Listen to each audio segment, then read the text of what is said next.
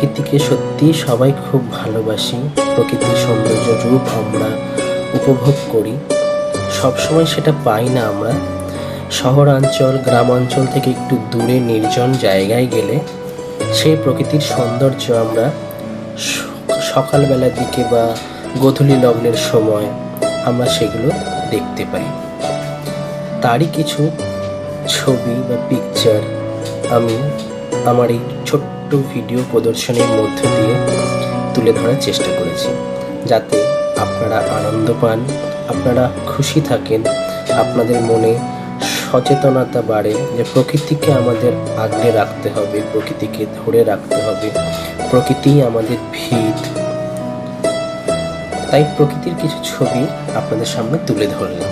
আশা করি আপনাদের ভালো লাগবে, আনন্দ পাবেন, আর আমাকে সাপোর্ট করবেন, লাইক করবেন।